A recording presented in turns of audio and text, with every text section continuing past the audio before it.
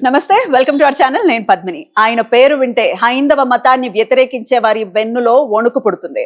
ఆయన మరెవరో కాదు, ద ఫైటర్ రాధా మనోహర్ దాస్ గారితో మనం ఉన్నాం, మాట్లాడదాం. ప్రభుజీ నమస్తే. హరే కృష్ణమ్మ. ఎలా ఉన్నారు ప్రభుజీ?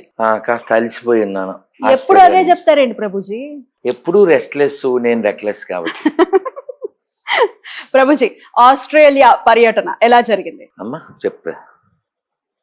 శ్రీరాఘవం దశరథాత్మజమప్రమేయం సీతాపతిం రఘుకులాన్వయరత్నదీపం ఆజానుబాహుమరవిందదలాయతాక్షం రామం నిశాచర వినాశకరం నమామి. హరే కృష్ణ కృష్ణ కృష్ణ హరే హరే, హరే రామ రామ రామ హరే హరే. జై శ్రీరామ్. జై శ్రీరామ్. అమ్మ, ఆస్ట్రేలియా చాలా అద్భుతంగా ఉంది. నాకు అక్కడ నచ్చని విషయం ఒకటే ఉంది, నచ్చిన విషయాలు చాలా ఉన్నాయి. ఏమిటా ఒకటి? మా రెడ్డి దానికి ఒక టైటిల్ కూడా పెట్టాడు. ఏంటంటే, ఇక్కడ వాకింగ్ చేస్తే స్మోకింగ్ తప్పదు. అదొక్కటే నచ్చని విషయం. మిగిలినంతా కూడా చాలా అద్భుతం. రోడ్లు సిస్టమేటిక్గా, ఒక్క ట్రాఫిక్ పోలీస్ కూడా ఉండదు.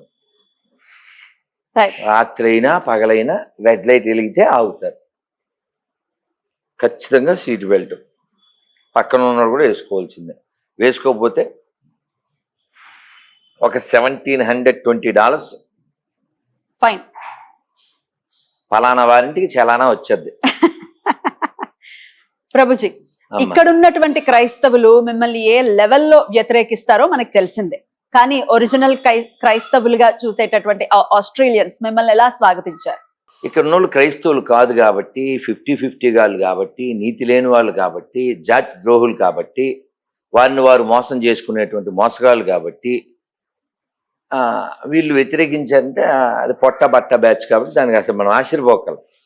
ఒరిజినలే కదా. ఒరిజినల్ ఇది కేటు ప్లస్ డూప్లికేటు, దేశానికి చేటు, అందుకే వేయాలి వేటు. సరే, అక్కడ పార్లమెంట్లో మీకు సన్మానించడం, మిమ్మల్ని సత్కరించడం కూడా జరిగింది. జాన్ ములాహి అనేటువంటి ఎంపీ, ప్లస్ అక్కడ మంత్రి నటాలి, 4 పోర్ట్ఫోలియోస్ ఆవిడ. సో వాళ్ళు చాలా పద్ధతిగా, చాలా వినయంగా, చాలా విధేయంగా, మేము అక్కడ టెంపుల్ కట్టాలని చెప్పి అడిగాం. మన వెంకటేశ్వర గుడి, దానికి కూడా వాళ్ళు స్థలం ఇచ్చేందుకు సిద్ధపడ్డాం. ప్లస్ మరి అక్కడ గుడి నిర్మాణం జరుగుతుంది. అయితే మేము చైర్మన్ తో కూడా మాట్లాడాం 2 సార్లు. సో నేనంటే మీ సందర్భం తెచ్చారని. ఏం రాస్తుంది కనబడుతుందేమో? నాకు కనపడదు ప్రభుజీ, నాకు ఇటు ఇవ్వండి. నాన్న అది చదివి ఇవ్వండి.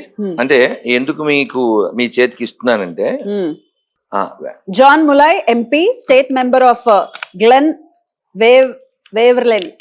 ఓకేనా? అది ఆయన ఏరియా.